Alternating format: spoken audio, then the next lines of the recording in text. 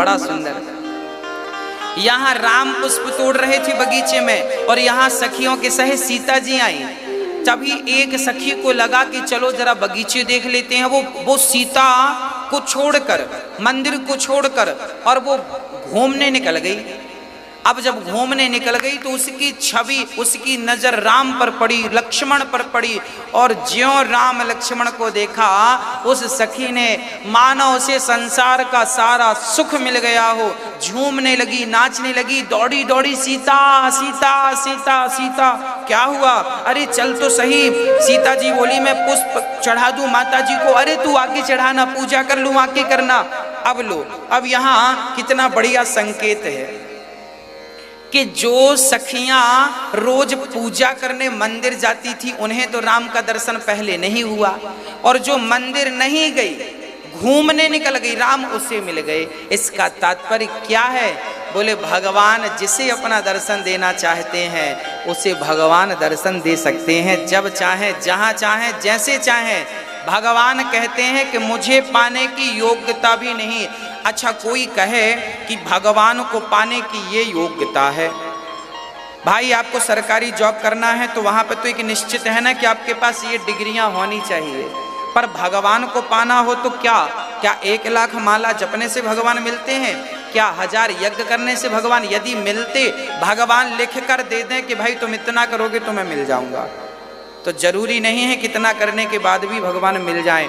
भगवान किसी के यज्ञ जप तप से नहीं, भगवान से प्रेम करते रहो। कभी न कभी कृपा करके अनायास ही भगवान न जाने किस पर कब कृपा कर दें और कब किसके जन्म जन्म के पाप संचित हो जाए और कब किसे राघव का दर्शन। ये जो सखी थी, एक सखी सी संग बिहाई, ये सखी कौन थी? ये उर्मिला जी थी। जो सखियों से विछड़ गई सखी, वो सखी कौन थी? उर्मिला थी। जब उर्मिला जी ने लक्ष्मण जी को देखा, देखती रह गई। मानो उर्मिला जी को लगा जिसकी तलाश थी वो तो यही है। सीता को बतलाती हैं और सीता मैया को पकड़ कर लाती हैं। अब सीता मैया जब आई, यहाँ राम अपनी मस्ती में पुष्प तोड़ रहे थे, लक्ष्मण जी अपनी मस्ती से पुष्प चुन रहे थे, और यहाँ श्री जानकी जी जब आई, किशोरी जी जब आई, तो राम को ऐसा लगा कि कोई आ रहा है हमारी तरफ। तुरंत राम की नजरें उठी, और जैसी राम की नजरें उठी, यहाँ सीता जी आ रही थी और सीता जी नजरें झुकाकर चल रही थी। और जैसे ही सखियों ने कहा देख वो है, और जैसे ही श्री जानकी जी ने श्री राम को आंख उठाकर देखा तो आंख सीता जी की राम की आंख से मिल गई और राम की आंख सीता माँ की आंख से मिल गई। दोनों ने एक दूसरे को देखना शुरू कर दिया। आप पलक दृष्टि से सीता जी राम को और राम जी सीता को देखते रहे, और वहां जितनी सखियां थीं सारी मानो पागल हो गई हों। उनकी पलक झपकती नहीं, शरीर बिल्कुल जड़वत हो गया, शरीर हिलने को तैयार नहीं है। माँ जगत जननी जगदम्बा सीता माँ ने तो राम को जब देखा, आहा हा, कितने सुंदर थे मेरे राम। आज जगत का पालनहार जिस परमात्मा ने संसार की स्त्रियां इतनी सुंदर बनाई, पुरुष इतने सुंदर बनाए, पशु पक्षी इतना सुंदर बनाया, जब उन्होंने अपने आप को रचा होगा तो स्वयं अपने आप को कैसा रचा होगा, वो स्वयं कैसे होंगे। और वही जगदम्बा श्री जानकी जू आज श्री राम को और श्री राम जी माँ जगत जननी जी को देख रहे। आप पलक दृष्टि से बस देखते जा रहे हैं, देखते जा रहे हैं, नजर हिलने को तैयार नहीं। अब क्या हुआ, सारी सखियां खड़ी हैं और यहाँ श्री लक्ष्मण जी जब पुष्प तोड़ के घूमे, इस तरफ मुंह किया, और जब लक्ष्मण की दृष्टि पड़ी तो लक्ष्मण जी भी निहाल हो गए देख करके। लक्ष्मण जी किसे देख रहे हैं? उर्मिला की तरफ देख रहे हैं। उर्मिला लक्ष्मण को देख रही हैं और सीता जी राम को और राम जी सीता जी को देख रहे हैं। देखते मानो सीता जी राम को इसलिए देख रही हैं कि राम की ये तस्वीर, राम की ये झांकी, राम का ये स्वरूप मैं उठा करके अपने हृदय में, अपने चित्त में बसा लूं। और देखते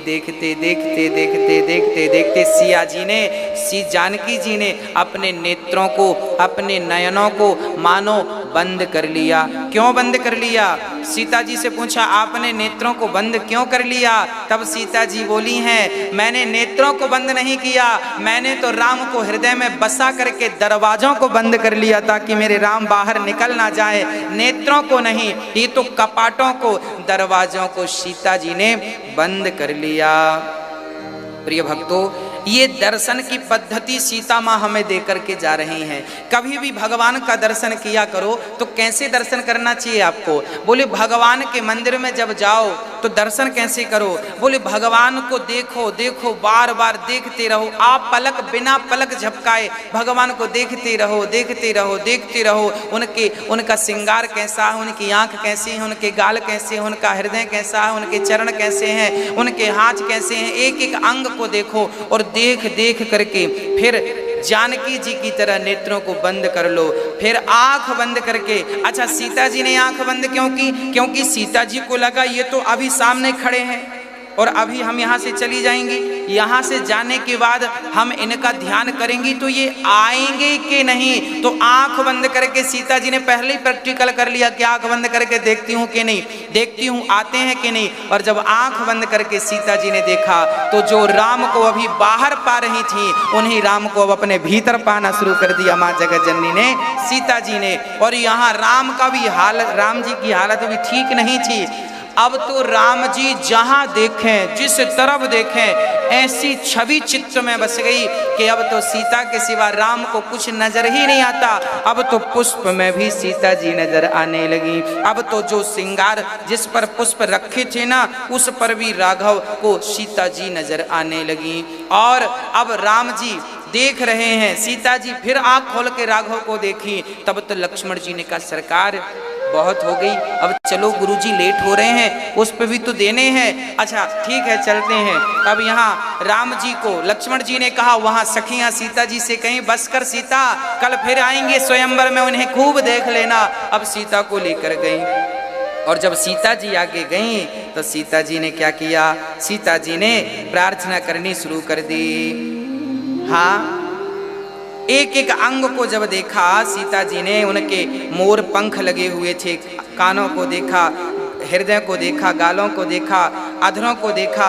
और उसके बाद सीता जी ने जिस देवी की पूजा करना चाहा उन देवी से कहा कि मन जाहे राच्यों मिलहि सोवर, सहज सुंदर सावरो, करुणा निधान सुजान शील, स्नेह जानत रावरो, यही भांति गौर असीस सुनसिया, सहित हिया हर्षित वाली, तुलसी भवानी पूज्य पुनि पुनि, मुदित मन मंदिर चली। जानि गौर अनुकूल सिया, हिय हरसु न जाय कही, मंजुल मंगल मूल, बाम अंग फड़कन लगे। सीता जी अपनी देवी से हाथ जोड़कर कह रही हैं जगत जननी से कि मन जाहे राच्यों, हे माता जी मुझे वही वर दीजिए जिसमें मेरा मन लग गया। मन जाहि राच्यों मिलहि सोवर, हमें वही वर मिले जिसमें हमारा अब मन लग चुका है। मन जाहि राच्यों मिलहि सोवर। और माता जी कह रही है सहज में मिल जाए, ज्यादा हमें परेशान होना ना पड़े। सहज सुंदर, जो सुंदर वाले हैं ना वो। अब माता जी ने, जगत जननी ने कहा सीता वहां तो दो पुरुष खड़े थे, तुम्हें कौन सा पसंद आया बताओ, फिर हम उसी की व्यवस्था करें। तो सीता जी ने कहा सावरो, वहां दो खड़े थे ना, एक गोरे थे, गोरे लक्ष्मण जी और सांवले राम जी। सीता जी बोली गोरे नहीं सावरो, और ऐसा हमें चाहिए करुणा निधान। अब देखिए सीता जी क्या कह रही हैं, करुणा निधान। सीता जी ने आज राम का नामकरण कर दिया। पत्नी ना अपने पति को प्यार से कुछ बोलती है, अब क्या बोलती है वो तो आपको ही पता होगा, हमें नहीं, पर हमें इतना जरूर पता है कि सीता जी राम को प्यार से, जानते हो क्या बोलती थी? करुणा निधान। कहते हैं स्त्रियां अपने पति का नाम नहीं लेती, स्त्रियों को कभी भी अपने पति का नाम लेकर नहीं बुलाना चाहिए, पर आजकल तो फैशन का जमाना है, पत्नियां तो खूब नाम ले लेकर के बुलाती हैं। कहते हैं पत्नी यदि पति को नाम लेकर बुलाती है तो पति की आयु कम हो जाती है, उम्र कम हो जाती है, पर आजकल कौन समझाए, सब पढ़े लिखे लोग हैं। मूर्खों को समझाया जा सकता है, पढ़े लिखों को नहीं समझाया जा सकता। हाँ, स्त्री को कभी भी अपने पति का नाम नहीं लेना चाहिए। अच्छा, नाम कब लेना चाहिए? सीता जी ने राम का नाम कब लिया? बोले जब रावण ने चुरा लिया, जब विषम परिस्थिति आ जाए, जब आपके सामने ऐसा हो कि आपके सामने बहुत बड़ा संकट आकर खड़ा हो और जब आपको नाम लेना ही पड़े, तब उस स्थिति में जब रावण चुराया तब सीता ने लिया। अब आपको कोई चुराए तब आप ले लो, तब फिर कोई बात नहीं। अब कोई चुरा ही नहीं रहा फिर भी आप नाम लिए जा रही हो, तब तो गलत है। हाँ, तो ये पाप हो जाएगा। तो नारी को कभी भी अपने पति का नाम नहीं लेना चाहिए। पुत्र को, बड़े पुत्र का, कहते हैं पिता को भी बड़े बेटे का नाम नहीं लेना चाहिए। हाँ, परंतु यहां पर श्री जानकी जी राम जी का नाम क्या रखती हैं? करुणा निधान। हर जगह सीता मां राम को किस नाम से बुलाती थी? करुणा निधान। राम का नाम नहीं, करुणा निधान आइए, करुणा निधान खाइए, करुणा निधान बैठिए, करुणा निधान कहती थी। यही भांति, अब इस भांति जब श्री जानकी जी ने प्रार्थना की तब क्या हुआ? जगत जननी जगदम्बा को माला पहनाया सीता मां ने और हाथ जोड़ के कहा कि यही पति मिले, तब वो माला गिरा और सीता जी को हाथ में प्राप्त हो गया। कई बार आप भगवान को पुष्प चढ़ाते हैं और चढ़ाने से वो पुष्प गिर जाता है, आपको लगता गिर गए, गिरा नहीं, वो आशीर्वाद स्वरूप परमात्मा ने आपको दे दिया। जिस कार्य के लिए आपने हाथ जोड़ा था वो कार्य आपका सिद्ध होगा। अब यहाँ पुष्प लौटाए हैं, सीता जी अब चली हैं और अपनी माँ से जाकर के कहा, आहा, सारी सखियां माँ से कहती हैं कि आज वैदेही को आज कोई मिला है और राम जी का चित्त नहीं लग रहा है। जब गुरु के पास गए, पुष्प इत्यादि दिया, तब मन नहीं लग रहा है राम जी का। राम जी लक्ष्मण जी से कह रहे हैं कि लक्ष्मण, आज तक हम रघुवंशियों का मन कभी इस प्रकार विचलित नहीं हुआ, पराई नारी को देखकर मन विचलित नहीं हुआ। तब लक्ष्मण जी बोले, राघव, हो सकता है वो पराई नारी ना हो सकता है उनका आपसे विवाह हो। अब राम जी बोले, वो तो बाद की बात है, पर हमारा मन पहली बार इतना विचलित हो रहा है, हमारा मन शांत नहीं है, मानो शांत सरोवर में किसी ने एक पत्थर फेंक दिया हो। जब शांत सरोवर में पत्थर फेंका जाता है तो तरंग उठने लग जाती हैं। हाँ, तरंग उठने लग जाती हैं। ऐसी राम के चित्त में भी तरंग उठने लगी। अब गुरुजी ने पूजा पाठ किया, राम लक्ष्मण तैयार भये और कहाँ जा रहे हैं? चलो धनुष यज्ञ देखे आवें। अब वहां पर धनुष यज्ञ की तैयारी है। जनक जी धनुष यज्ञ की तैयारी कर रहे हैं। आज जो धनुष पर डोरी चढ़ाएगा वो सीता का पति बन जाएगा। अब राम जी चल रहे हैं। किसी स्वयंवरु देख जाई, ईसु काहि धो देय बड़ाई। कितना सुंदर दृश्य है, जरा देखिएगा। आज सीता स्वयंवर के लिए राम जी चले हैं कि रंग भूमि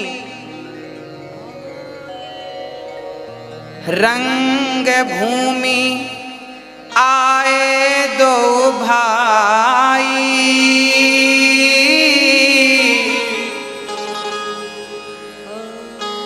और असी सुधि सब पूरे वासिन पाई। इस प्रकार सारे लोग जब रंगभूमि की ओर चले। जब चले तो कितना अद्भुत दर्शन था। राम सिया राम जय जय राम। राम सिया राम जय जय राम। राम सिया राम जय जय राम। राम सिया राम जय जय राम। रंग भूमि आए दो भाई, अस सुधि सब पुरवासिन पाए। राम सिया राम जय जय राम। राम राम सिया राम जय जय राम। चले सकल ग्रह काज बिसारी, बाल जुबान जरठ नर नारी। राम सिया राम जय जय राम। राम राम सिया राम जय जय राम। देखी जनक वीर भय भारी, सोचि सेवक सब मिले हकारी। राम सिया राम जय जय राम। राम सिया राम जय जय राम। तुरत सकल लोगन पही जाओ, आसन उचित देहो सब काहू। राम सिया राम जय जय राम। राम सिया राम जय जय राम। अब रंगभूमि जब देखने, जब वहाँ सीता स्वयंवर को देखने बच्चे बूढ़े जवान जब पहुँचे हैं और जब वहाँ का चित्र चरित्र देखा है, सारे लोग राम लक्ष्मण को ही देख रहे हैं, किसी पर दृष्टि टिक नहीं रही है। तब वहाँ पर जनक जी ने एक मंच सारे मंचों से अच्छा बनवाया और वहाँ बैठे श्री राम लक्ष्मण और गुरुदेव बैठे। बीच में गुरुदेव, एक तरफ राम जी, एक तरफ श्री लखन लाल जी बैठे हैं। सब मंचन ते मंच एक सुंदर सुखद विशाल, मुनि समेत दो बंधु तहाँ बैठा रे महिपाल। सुंदर सा मंच था, वहाँ श्री राम जी को बिठाया गया और अद्भुत दर्शन था। अब राम को देखकर कुछ लोग जलने लगे। अच्छा, ये आए हैं धनुष तोड़ने। अच्छा, वहाँ बहुत सारे राजा थे, सब बैठे थे। अच्छा, ये आए हैं धनुष तोड़ने। एक बोला, ये क्या धनुष तोड़ेंगे, इनसे तो ये कि तिनका नहीं टूटने वाला। दूसरे ने कहा, देखो साहब, हम ही तोड़ पाएंगे और कोई नहीं तोड़ सकेगा। सारे लोग अपनी अपनी बात करने लगे। तभी राम का दर्शन पता है लोगों ने कैसे किया। जो भगवान से दुश्मनी करता था, भगवान तो उसको सिंह की तरह नजर आए। अभी फाड़ दूंगा तेरी छाती। जो भगवान से स्नेह करते थे, प्यार करते थे, वो लोगों को भगवान कैसे दिखे, मानो भगवान का दर्शन उन्हें मिल गया हो।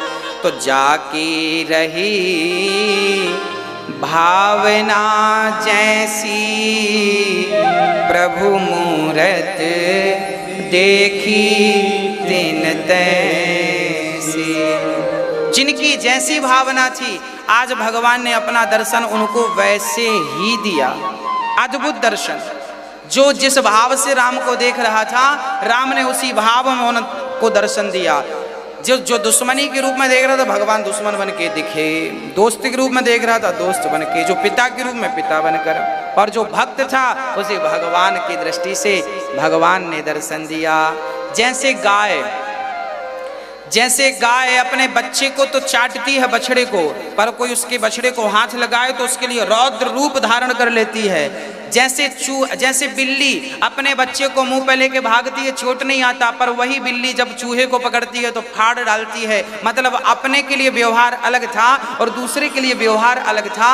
उसी प्रकार भगवान का दुष्टों के लिए व्यवहार अलग था और भक्त के लिए भगवान का स्वरूप स्वभाव अलग था।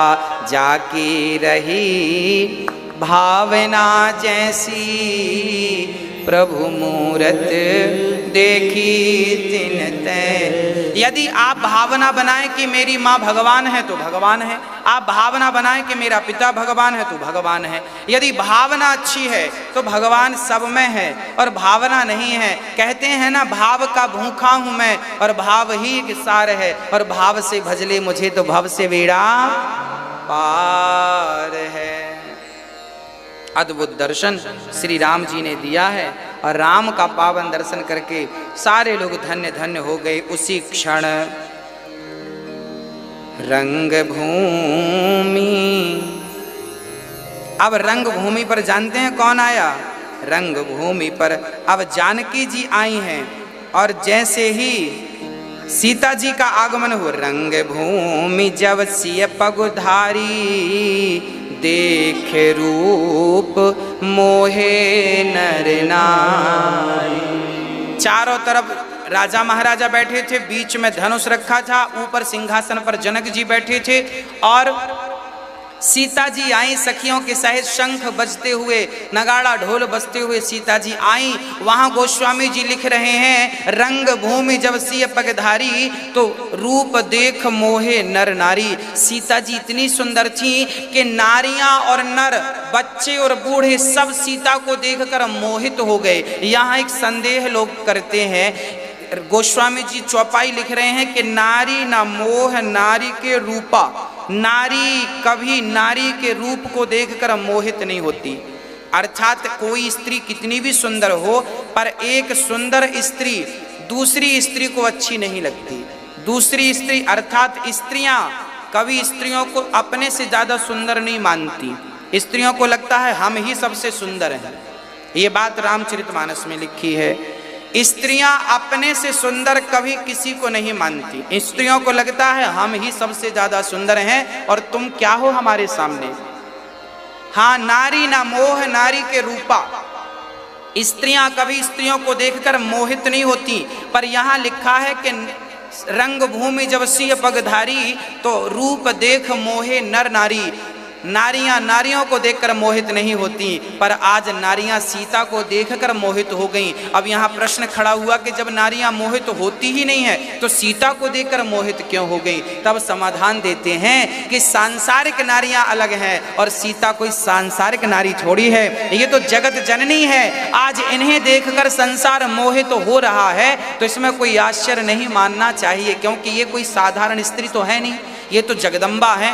स्वयं भगवान के लिए अवतार लिया है, माने लीला के लिए लिया है। तो सांसारिक स्त्रियों से इन स्त्रियों की, इन सीता मैया की तुलना नहीं की जा सकती। इसलिए यहाँ पर लिखा है कि रंग भूमि जब सिय पगधारी तो रूप देख मोहे नर नारी। सारे लोग मोहित हो गए, चाहे वो स्त्री हो, पुरुष हो, बच्चे हों, बूढ़े हों। अब सीता जी आसन पर ऊपर बैठी हैं झरोखे पर, और वहाँ पर उनकी माँ भी बैठी हैं और जनक जी भी बैठे हैं। और यहाँ पर बंदी जन आ गए और बंदी जन कह रहे हैं, सुनो सुनो सुनो, जनक ने प्रण लिया है कि जो इस धनुष को उठाकर इस पर डोरी चढ़ाएगा वही सीता का पति कहलाएगा। बंदी जन गा बजा करके ये बात कह के चले गए अपनी जगह पर। अब राजा महाराजा लोग बड़े प्रेम से, अब सबसे पहले एक सज्जन खड़े हुए, मैं धनुष तोड़ूंगा और इस कन्या का पति मैं बनूंगा। अब गए धनुष के पास, एक हाथ को उनको लगा ये मेरे बाएं हाथ का काम है, धनुष को पकड़ा, हिलाए, हिला नहीं, दोनों हाथ से जोर लगाया, दोनों हाथ लगाने के बाद पसीने पसीने हो गए, उठा नहीं। अब दूसरे राजा ने तुम क्या हो, तुमसे उठा नहीं, देखो हम कैसे उठाते हैं। एक राजा गया। अब यहाँ विडंबना क्या थी कि एक राजा जब जाता था ना तो भगवान से कहता था, हे भगवान धनुष हमसे ही उठे। वहां पर बैठे कितने राजा थे? बोले 10,000 राजा थे। तो एक राजा कहता कि हमसे धनुष उठ जाए, और बाकी जो 9,999 राजा थे वो कहते मन ही मन, हे भगवान इससे ना उठे। तो अब आप ही बताओ कि भगवान एक की सुनेंगे कि 9,909 की सुनेंगे, 999 की सुनेंगे? एक कह रहा हमसे धनुष उठ जाए, बाकी कह रहे हैं ना ना ना इससे ना हमसे उठे। अब वो भी हार के आ गया। फिर तीसरा गया, धनुष हिलाया, उठाने का बहुत प्रयास किया, उठा नहीं। सारे राजाओं ने ट्राई कर लिया। तब क्या हुआ? भूप सहस 10 एकहि बारा, लगे उठावन टरहि न टारा। अब जब एक एक करके 10,000 राजाओं ने ट्राई कर लिया, धनुष हिला नहीं। तब जानते हैं क्या हुआ? उन सारे राजाओं ने एक साथ धनुष उठाया। यहां पर यह भाव भी है कि एक ही वारा, भूप सहस 10 एकहि बारा, एक ही वार मतलब एक ही दिन में 10,000 राजाओं ने ट्राई किया, पर धनुष था जो हिलने का भी नाम नहीं लिया। अब बड़े चक्कर में पड़ गए, क्या करें क्या करें क्या करें। हिला भी नहीं किसी से। एक ही वारा मतलब एक ही दिन में सारे राजाओं ने प्रयास किया, पर धनुष नहीं हिला। अच्छा, वार एक ही वारा, वार कितने होते हैं? हम आपसे पूछ रहे हैं वार कितने होते हैं? तब आप कहेंगे 7 वार होते हैं। सोमवार, मंगलवार, बुधवार, गुरुवार, शुक्रवार, शनिवार, रविवार, 7 वार होते हैं। सबसे बढ़िया वार कौन सा है इन 7 में? कोई कहेगा सोमवार, कोई मंगल, कोई बुध, कोई गुरु, कोई शुक्र, कोई शनि, कोई रवि। पर हमें लगता है कि इन 7 वारों से भी बढ़िया एक वार और है। बोले परिवार। जिसका परिवार अच्छा है उसके लिए 7 वार अच्छे हैं, 300 दिन अच्छे हैं और पूरी जिंदगानी अच्छी। और जिसका परिवार ही अच्छा नहीं तो क्या सोमवार, क्या मंगलवार, क्या बुधवार, क्या गुरुवार, क्या शुक्रवार। हाँ जी। अब इस प्रकार श्री सारे राजाओं ने जब धनुष उठाया, हिला नहीं, तब जनक जी बड़े दुखी हो गए। राम राम राम राम राम। कोई क्षत्रिय बचा ही नहीं। अब जनक जी के वचन थे, कोई क्षत्रिय नहीं बचा, किसी के भुजाओं पर ताकत नहीं रही, और मेरी बेटी तो अब कुंवारी रह जाएगी। पर मैं आप सभी से विवाह नहीं करूंगा क्योंकि आप में से कोई क्षत्रिय नहीं है। जब ये बात श्री लक्ष्मण जी ने सुनी, आग बबूला हो गए। जनक जी खबरदार, जो आपने दोबारा ऐसे शब्द कहे, जिस सभा में रघुवंश बैठे होते हैं और राम बैठे होते हैं, लोग ऐसी बातें नहीं करते। आप कहें तो मैं इस धनुष को क्या पूरी पृथ्वी को गोल गेंद की तरह लेके और 100 कोस तक दौड़ के चला जाऊं। आप कहें तो तिनके की तरह ये पृथ्वी को चकनाचूर कर दूं, और ये धनुष को क्या कहें। अब जब लक्ष्मण जी ने क्रोध में आकर, आप शेषावतार हैं, ये सब कर सकते हैं। अब जब लक्ष्मण जी ने बातें कहीं, जनक जी शांत हो गए। और जब जनक जी शांत भये तो गुरुदेव ने लक्ष्मण का क्रोध शांत किया। लक्ष्मण लक्ष्मण सुनो, आप क्रोध ना करो, बाजू में आकर बैठ जाओ। अच्छा, लक्ष्मण जी कह रहे हैं हमसे कहो, हम तोड़ देते हैं। अब सोचो कि लक्ष्मण जी धनुष तोड़ देते तो फिर सीता लक्ष्मण की हो जाती, फिर राम क्या क्या होता? फिर राम जी को बाबा जी बनना पड़ता, फिर राम जी थोड़ी शादी करते। तब राम जी को गुरुदेव ने कहा, लक्ष्मण लक्ष्मण बैठो। विश्वामित्र समय शुभ जानी, बोले अति स्नेहमय वाणी।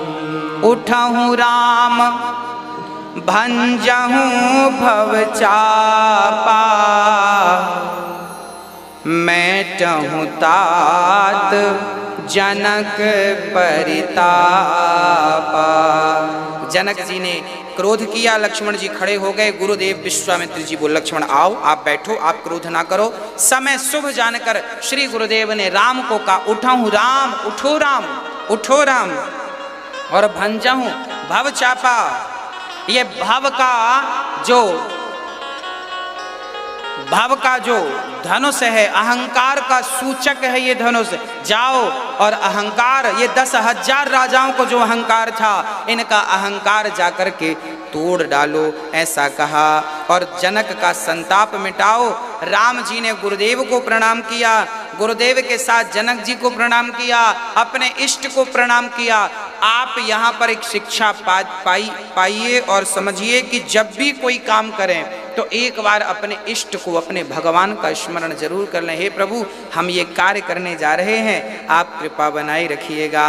गुरुदेव का स्मरण करें, इष्ट का स्मरण करें। और वहाँ से राम जी गए हैं, धनुष को प्रणाम किया है। शंकर जी का धनुष है ना, प्रणाम किया, धनुष की परिक्रमा लगाई, आदर किया। और अब जानकी जी राम को देख रही हैं और जानकी जी की माँ मन में विचार कर रही हैं कि राम राम, ये तो कोमल, इतने बड़े बड़े बलवान राजा जब ना उठा सके, ये बच्चे क्या उठाएंगे। तब कहा कि देखो, किसी को छोटा मत समझो, चींटी भी बड़े से हाथी को पछाड़ डालती है, ये राम है, ये भगवान है। अब श्री राम जी बढ़िया से आगे चलते हैं और राम जी सबके देखते देखते क्या करते हैं, लेत चढ़ावत खैचत गाढ़े, काहू न लखा देख सब ठाड़े। राम जी ने धनुष को प्रणाम किया और राम जी ने देखते ही देखते सब एक टकटकी लगा, बिना पलक झपकाए सब देख रहे हैं। और राम जी ने एक हाथ से धनुष पकड़ा, सबको लगा कि हिलेगा नहीं, सारे लोग सोच रहे थे हिले ना, और राम ने धनुष को उठा लिया एक हाथ से। और उठा करके राम जी ने धनुष पर डोरी चढ़ानी चाहिए, थोड़ा झुकाया कि उसी समय राम के हाथ से धनुष लेत चढ़ावत खैंचत गाढ़े, काहू न लखा देख सब ठाणे, ते ही धन राम मध्य धनु तोड़ा। और बीच से श्री राम जी ने धनुष को तोड़ दिया। और जैसे ही धनुष टूटा, जय जयकार होने लगी, ले जय जयकार होने लगी। बोलिए रामचंद्र भगवान की। चारों तरफ पुष्पों की वर्षा होने लगी और सारे जो 10,000 राजा थे उन्हें क्रोध आ गया, अब मैं छोड़ूंगा नहीं। राम जनक जी ने कहा कि अभी तक तो तुम्हें मौका मिला, तब तो तुम उठा ना सके, अभी ये उठा ली तो तुम छोड़ोगी नहीं, आओ जरा कर लो युद्ध। सारे लोग बैठे रहे। अच्छा, राम जी ने धनुष को बीच से ही क्यों तोड़ा? क्योंकि कहा जाता है बीच से इसलिए तोड़ा क्योंकि राम जी जानते थे कि हम तोड़ेंगे तो ये लोग उचकेंगे, तो राम जी ने बीच से धनुष तोड़ा, इसलिए कि एक लक्ष्मण ले लेगा, एक हम दोनों ही निपटा देंगे 10,000 को, इसलिए बीच से ही तोड़ा। और तोड़ा क्यों? चढ़ाने की बात थी, तोड़ने की थोड़ी थी। तब कहा इसलिए तोड़ा, भगवान ने धनुष नहीं, भगवान ने धनुष के साथ उन 10,000 लोगों का, राजाओं का अहंकार तोड़ दिया। अब धनुष से किसी ने कहा, कई बार क्या होता ना, लोग बहकाते भड़काते बहुत हैं, धनुष से कहने लग गए, सुनो धनुष जी, राम ने तो आपको तोड़ दिया। धनुष ने कहा तोड़ दिया तो कोई बात नहीं, हमें तो एक दिन टूटना ही था, पर टूटे तो हैं, पर राम को सीता से जोड़कर, सीता को राम से जोड़कर टूटे हैं। आज हमारा टूटना सफल हो गया। अर्थात मिटने के पहले, मरने के पहले, टूटने से पहले किसी को जोड़ दो, तब तो आपका जाना सार्थक है। सीधी बात यह है कि मरने के पहले कुछ ऐसा कर जाना कि आपकी अच्छाई को, अच्छे कार्यों को ये जमाना याद करता रहे। कबीरदास जी दोहा लिखते हैं कि कबीरा जब पैदा भय जग हंसे हम रोए, करनी ऐसी कर चलो जग हंसे हम हंसे जग रोए। जब हम पैदा भये तो हम तो रो रहे थे, सब हंस रहे थे, अब कुछ ऐसा कर जाओ कि हम तो हंसते हंसते जाएं और हमारे लिए जमाना रोए कि भाई बहुत भला आदमी चला गया। तो जीवन में कुछ ऐसा कर लेना कि आपका कुछ अच्छा ऐसा कार्य हो, आप कुछ ऐसा अच्छा कर जाएं कि आपके कार्य से लोगों को शांति मिले, लोगों को सुख मिले, आनंद मिले। और मुझे लगता है कि मेरी वृद्ध माओं की सेवा जो वृंदावन में वृद्धाश्रम के माध्यम से चालू हो रही है, इस कार्य से बड़ा मुझे लगता है कोई कार्य नहीं होगा। आप सभी थोड़ा थोड़ा अपना योगदान देंगे तो वृद्ध माओं के लिए जो वृद्धाश्रम बन रहा है बहुत जल्दी से उसका कार्य पूरा होगा। आपके योगदान से उस निर्माण कार्य में आप अपना योगदान पहुंचा सकते हैं और उन माओं के लिए आप भोजन की व्यवस्था अभी से कर सकते हैं। हाँ, जैसे बच्चा पैदा होता है तो उस बच्चे के लिए भगवान दूध की व्यवस्था माँ के स्तनों पर कर देते हैं, उसी प्रकार आपका भी परम कर्तव्य है कि आप सभी उन माँओं के लिए जरूर थोड़ा थोड़ा योगदान दीजिए। जैसे पेड़ की जड़ में पानी डालने से पेड़ के पत्तों तक, फल तक, शाखा तक अपने आप पहुंच जाता है, ऐसे जब इन माँओं के पेट में रोटी जाएगी तो भगवान के पेट में अपने आप इन माँओं से पहुंच जाएगी। और आपका दिया योगदान आज जानते हैं, आज झूलन महोत्सव चालू हुआ है वृंदावन में। आज बिहारी जी सोने के झूले में झूला झूलेंगे। हाँ, और बिहारी जी का सुंदर सा दर्शन झूले का, अभी तो कोरोना के कारण दर्शन बंद है पर अंदर सेवा चालू है। आज झूलन महोत्सव है। आज से हमारे बिहारी जी रोज झूला झूलेंगे। आज हरियाली तीज है ना। आज इस पावन हरियाली बारात लेकर पहुंचिए। अब दशरथ जी बहुत प्रसन्न हैं, बहुत खुश हैं। बारात चली, कितना बढ़िया दर्शन, बारात चली। संसार की पहली बारात ऐसी थी कि बारात तो थी पर दूल्हा नहीं था। लोग बोलते क्यों भाई ये दूल्हा कहाँ है, दूल्हा तो दिख नहीं रहा बारात में।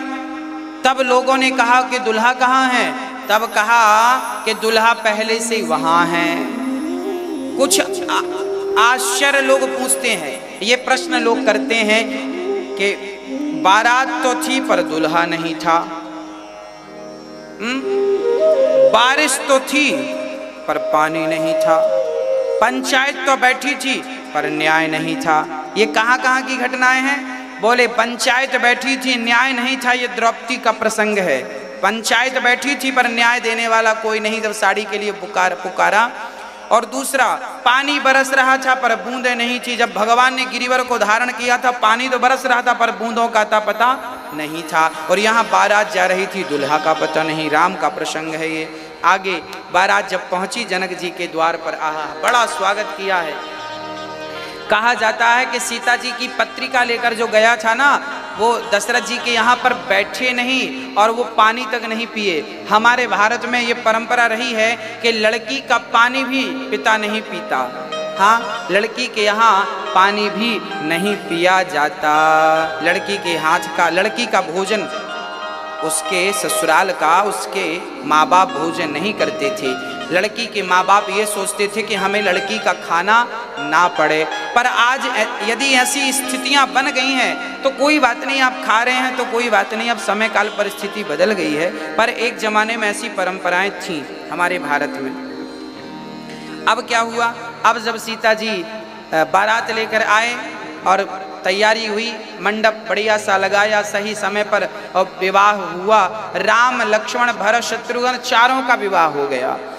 जनक जी ने कहा कि दशरथ जी आपके भी 4 बच्चे, हमारी भी 4 बिटियां हैं, चारों का एक साथ कर दो। ठीक है, कैसे करें? बोले राम का विवाह सीता जी से, भरत जी का जो था मांडवी से, लक्ष्मण जी का उर्मिला से, शत्रुघ्न जी का श्रुति कीर्ति नाम की कन्या थी।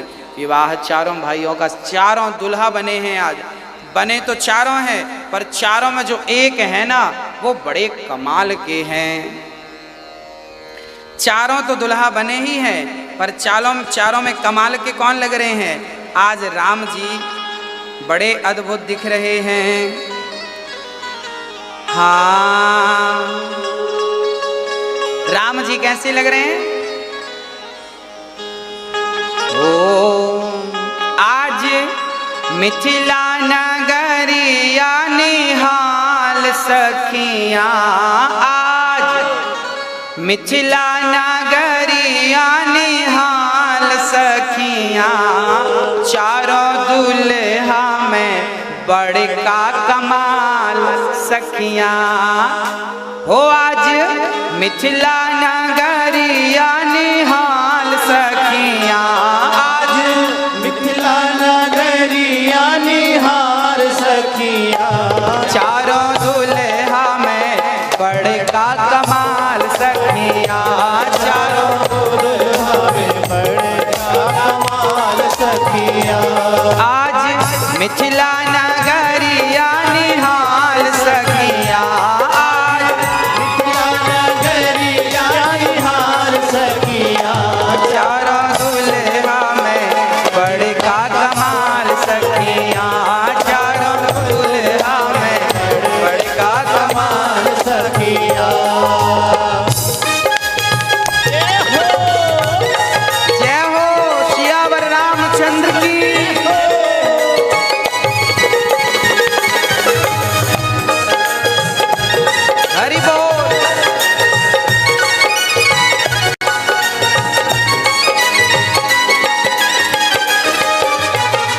माथे मणि मोरया कुंडल सोहे कनमा, माथे मणि मोरया कुंडल सोहे कनमा, काली काली कजरारी जुलमी नयनवा, काली काली कजरारी जुलमी नयनवा, लाल लाल लाल चंदन सोहे भाल सखिया, लाल लाल लाल चंदन सोहे भाल सखिया, चारों दुल्हा में बड़े का कमाल सखिया, चारों दुल्हा हरि बोल का कमाल सखिया। जय हो।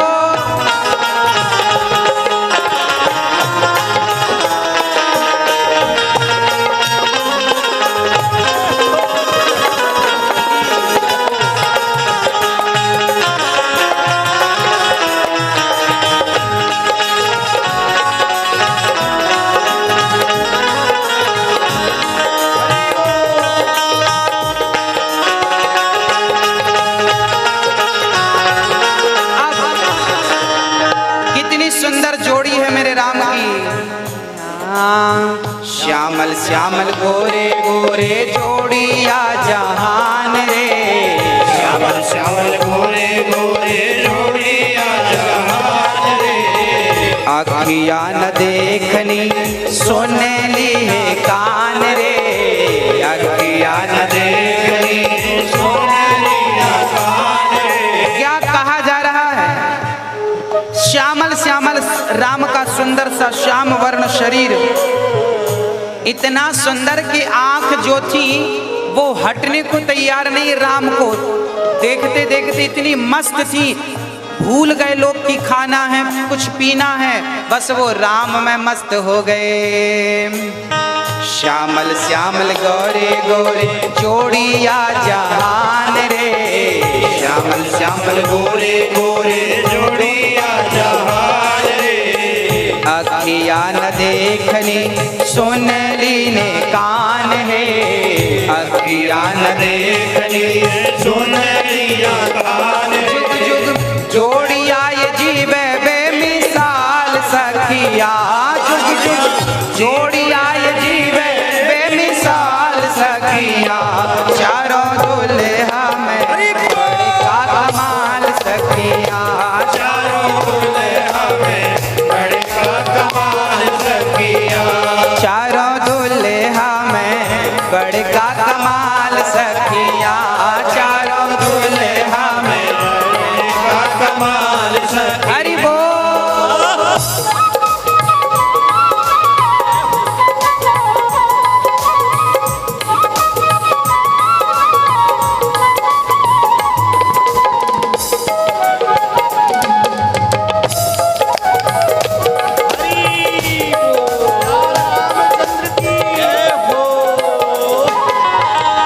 भक्ति और भाव का मजा लीजिए, भक्ति और भाव का मजा लीजिए, राम के विवाह का मजा लीजिए, राम के विवाह का मजा लीजिए, भक्ति और भाव का मजा लीजिए, भक्ति और भाव का मजा लीजिए, राम के विवाह का मजा लीजिए, राम के विवाह का मजा लीजिए, गगन मगन आज मगन धरतिया, गगन मगन आज मगन गगड़िया, देख देख दुल्हा के सांवल सुरतिया,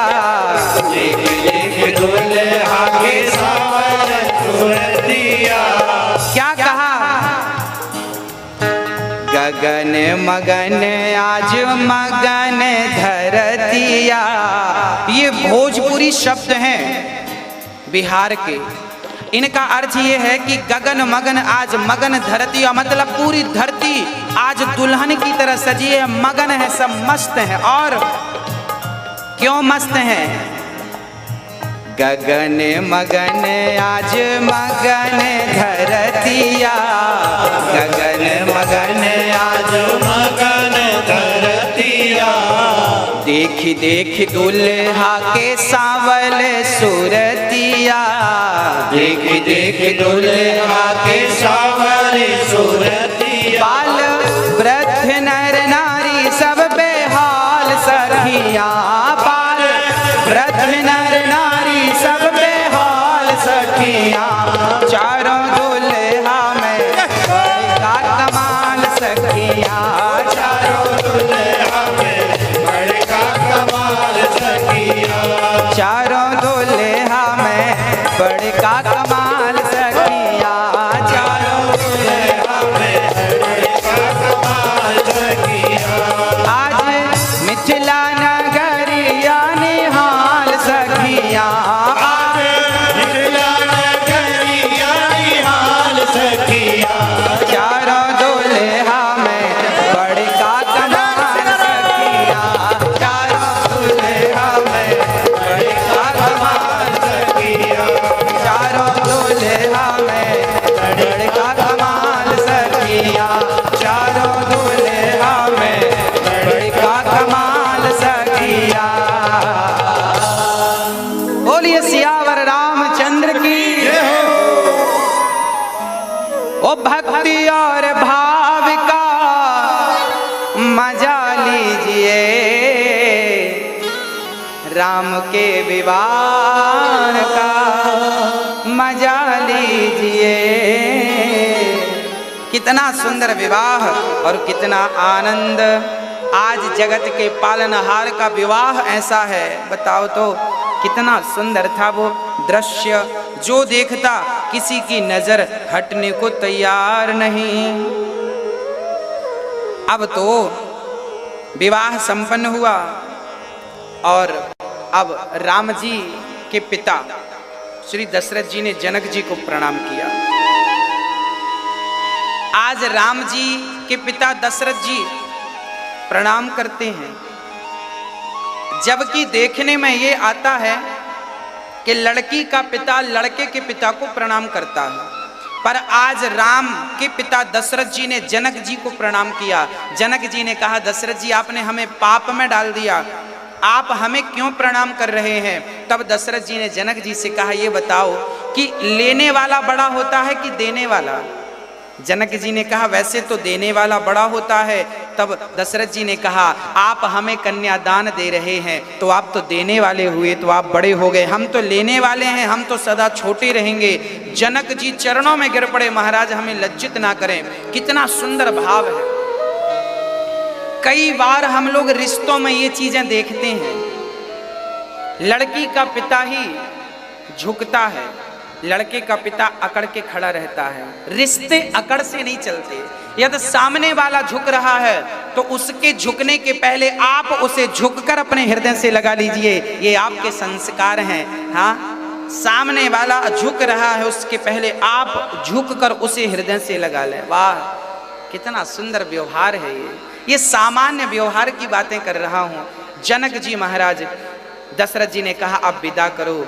जनक जी ने कहा, कुछ दिन और रह लीजिए। ठीक है, जब तक आप नहीं कहेंगे तब तक हम नहीं जाएंगे। देख लो, 6 महीने तक बारात रुकी, सारे लोग खाते पीते मस्त रहे। अब श्री वशिष्ठ जी ने कहा, जनक जी अब बहुत दिन हो गए, आप आज्ञा करिए, विदा की तैयारी करिए। तब जनक जी सीता जी को विदा कर रहे हैं। हाँ, और विदा का प्रसंग तो बड़ा दर्दनाक है। जब सीता जी विदा होने लग गई, एक साधारण सी लड़की, सामान्य सी लड़की जब विदा होती है ना, रोती है अपने पिता से लिपटकर, माँ से लिपटकर। पल भर में आपने हमें पराया कर दिया। कल तक जिसे जानती नहीं थी, अब उसके संग जीवन गुजारने चली है। एक बात बता दूं मैं आज आप लोगों को कि एक स्त्री से अधिक त्याग इस दुनिया में ना आज तक किसी ने किया था, ना किया है, ना कभी कर सकेगा। एक स्त्री जितना त्याग करती है इतना त्याग आज तक किसी ने नहीं किया।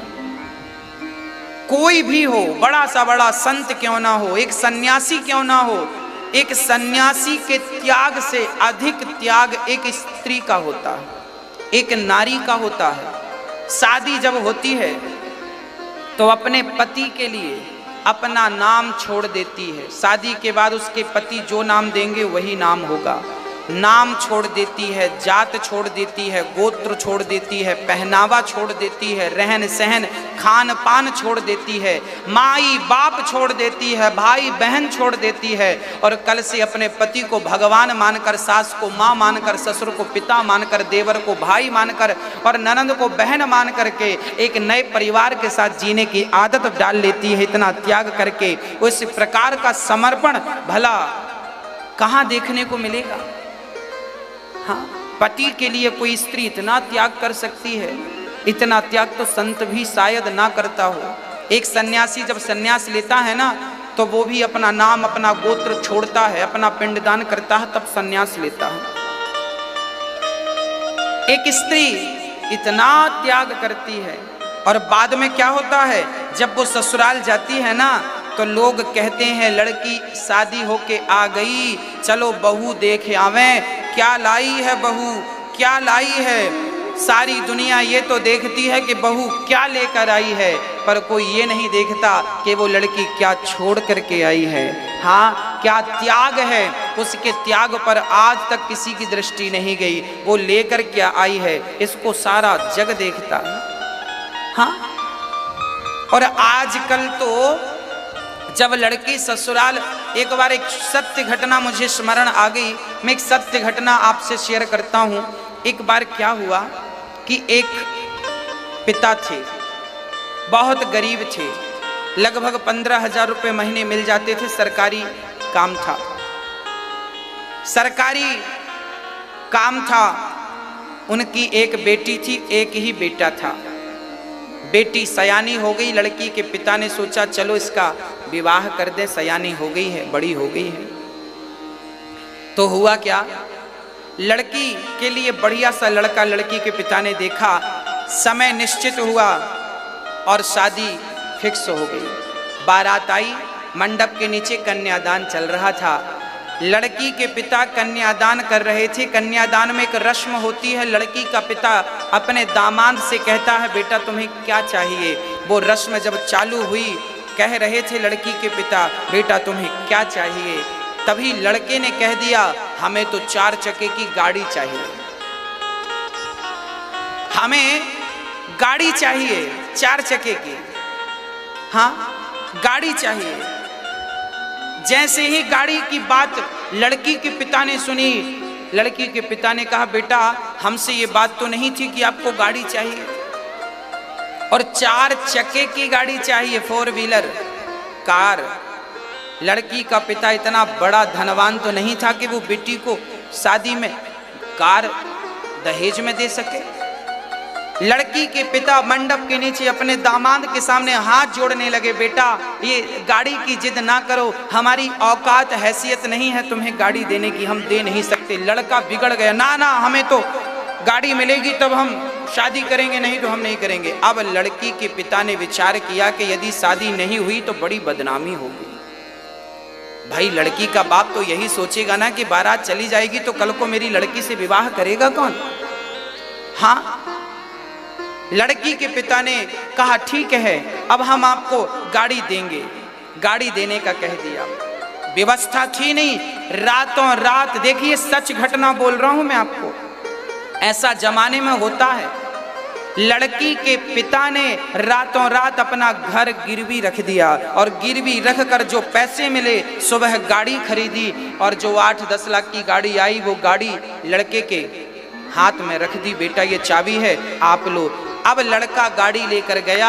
एक दिन क्या हुआ, लड़का अपनी पत्नी को गाड़ी पर घुमा रहा, चलो आज तुम्हें सैर करा के लाते हैं। लड़का गाड़ी चला रहा है और पत्नी बाजू में बैठी है।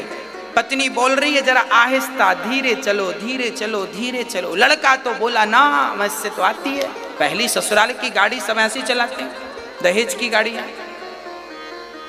चलाई गाड़ी, आगे मंदिर था, खिचड़ी प्रसाद बट रहा था। एक अपाहिज, एक लंगड़ा जिसका एक पांव था नहीं, एक ही पांव था, बैसाखी लेके सड़क पार कर रहा था। तभी साहब की गाड़ी आई और देखा कि सामने अपाहिज है। इन्होंने ब्रेक लगाया और ब्रेक लगा, चढ़ गए ब्रेक पर। गाड़ी घिसड़ती घिसड़ती उस अपाहिज के पास जाकर खड़ी हो गई। बाल बाल बच गया, नहीं अपाहिज मर जाता। अब ये साहब गाड़ी से उतरते हैं, अपाहिज पर बरस पड़े, मूर्ख, कमा के खा नहीं सकते, जब देखो भिखमंगों की तरह लाइन पे खड़े होकर भीख मांगते रहते हो। अभी तुम्हारे चक्कर में हमारा एक्सीडेंट हो जाता। तब लड़की ने कहा अपने पति से क्रोध ना कीजिए। 100 रुपए निकाला, लड़की ने अपाहिज की झोली पे डाल दिया। अब बिगड़ गया ये आदमी, क्यों, तुम्हें क्या जरूरत थी 100 रुपए देने की अपाहिज को? तुम लोगों के द्वारा इनका मनोबल बढ़ता है, अभी हमारा एक्सीडेंट हो जाता। तब उस लड़की ने मुस्कुराते हुए कहा कि ये तो अपाहिज है, इसका तो भीख मांगना बनता है, क्योंकि ये अपाहिज है, कमा के खा नहीं सकता। ये भीख मांग रहा है, शोभा देता है कि ये अपाहिज है, पर तुम तो अपाहिज नहीं थे। मंडप में मेरे बाप से भीख मांगी, तब तुम भीख नहीं मांग रहे थे क्या? क्या वो भीख नहीं थी? अरे मन, केवल अंतर इतना है कि ये भिखारी मंदिर के बाहर के भिखारी हैं और तुम मंडप के भिखारी हो।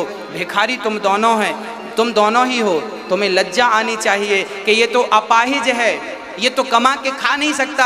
आपके तो भगवान ने दोनों पांव दिए हैं, कमा के खा सकते हो, फिर भी भीख मांगते हो। आदत पड़ गई है भीख मांगने की। ये तो भिखारी है, पर आप जैसे लोग भिख मंगे होते हैं।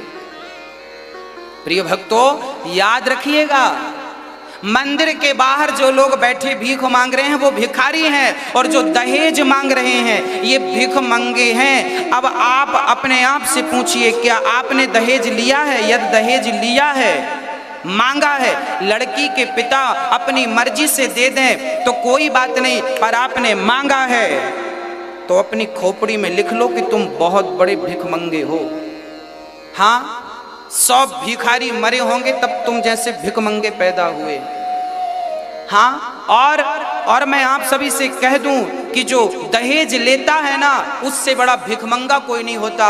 हम तो कहते हैं कैसों के घर के बाहर लिख दो भिखमंगे का घर यही है।